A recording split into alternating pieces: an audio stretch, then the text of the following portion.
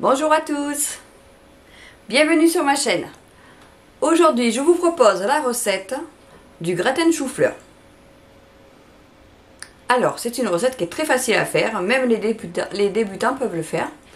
Donc je vous ai tourné une vidéo pour la préparation du chou-fleur dans le Dico Cuisine. Vous pouvez voir comment on prépare le chou-fleur.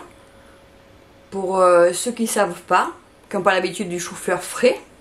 Après vous pouvez faire cette recette aussi avec du chou-fleur surgelé. C'est comme vous voulez.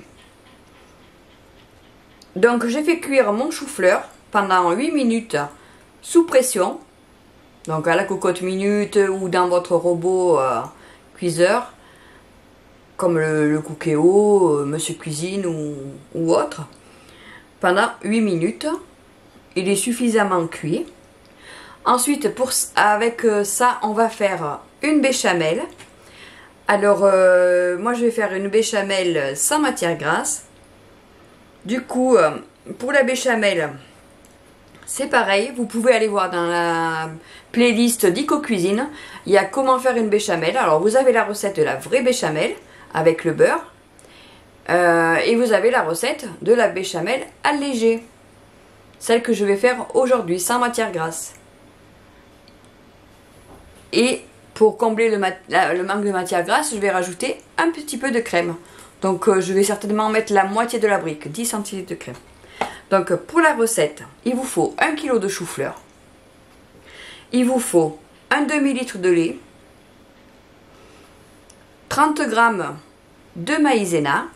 Vous pouvez aussi acheter simplement de la fécule de maïs. Sans marque. Vous avez aussi, il vous faut aussi de la chapelure, parce que sur le gratin, on va mettre de la chapelure. Pareil, si vous êtes plutôt adepte fromage râpé, vous pouvez la faire avec du fromage râpé. Hein, cette recette, il n'y a pas de souci, on fait comme on veut. Pareil, pour ceux qui sont végétaliens, vous pouvez remplacer le lait de vache par du lait végétal. Et à ce moment-là, vous mettez aussi une crème végétale. Comme ça, ça vous fait un plat végétalien. Donc, la chapelure, je sais pas, il vous en faut 2 poignées hein, pour mettre par-dessus.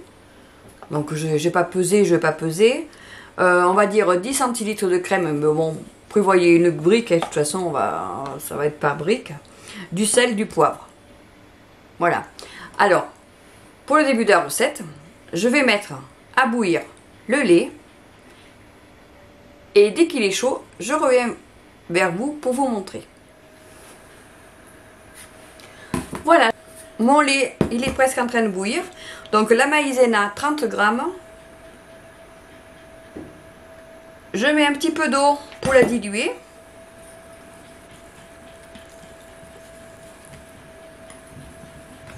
Voilà.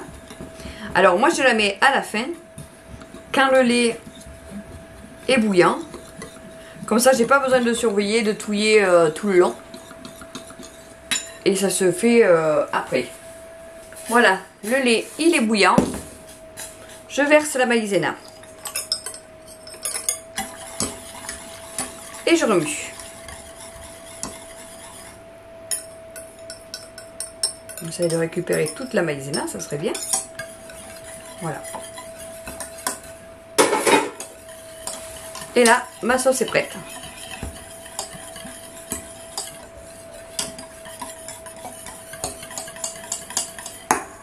Donc je vais y mettre du sel, du poivre, vous voyez. Hop. La sauce est prête. Allez, on va mettre à peu près une petite cuillère à café de sel. Bon, je le fais dans la même et vous pouvez prendre une petite cuillère à café si vous voulez. Du poivre. Et ce que j'ai oublié tout à l'heure, quelque chose que je mets à chaque fois avec mon gratin de chou-fleur, c'est la noix de muscade. Alors moi je l'ai en noix, mais vous pouvez aussi l'avoir toute râpée. Hein. C'est comme vous voulez. Alors si vous ne connaissez pas, vraiment ça vaut le coup de l'acheter, même si c'est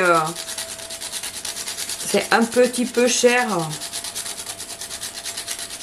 Mais ça se garde très longtemps, hein. Surtout quand vous la prenez en noix, elle perd pas de sa saveur parce que sa saveur, elle est au moment où vous la râpez en fait. Voilà. Alors moi j'en râpe bien une demi-noix, hein. Ou un quart, oui. C'est très très bon, hein. Voilà. Et je mélange. À ça, on va rajouter la moitié de la brie que je...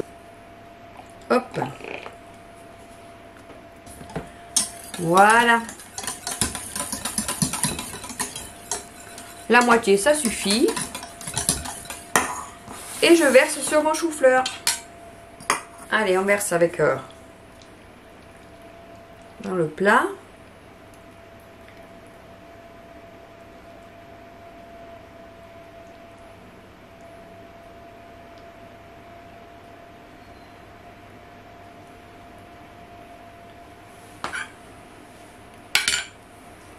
J'ai pris la maryse pour pas laisser de sauce dans la casserole. C'est quand même mieux qu'elle soit dans le plat.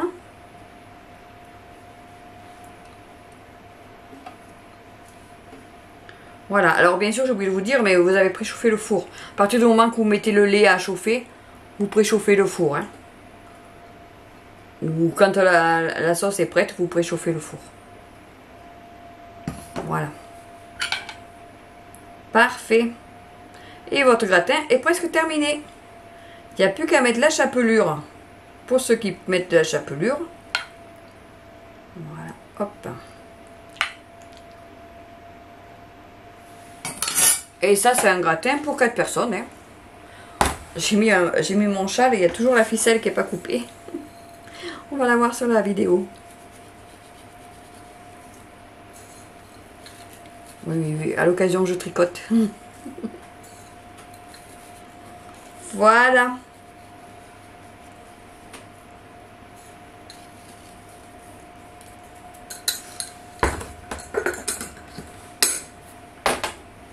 Eh bien, ça va partir au four.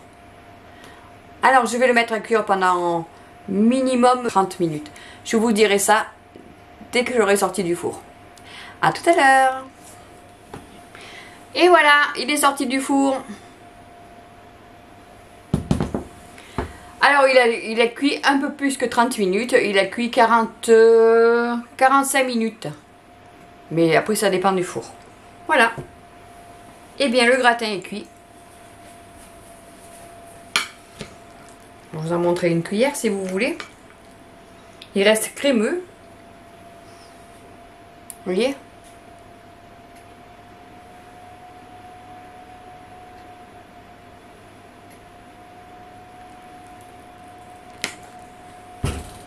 Et voilà, maintenant c'est à vous.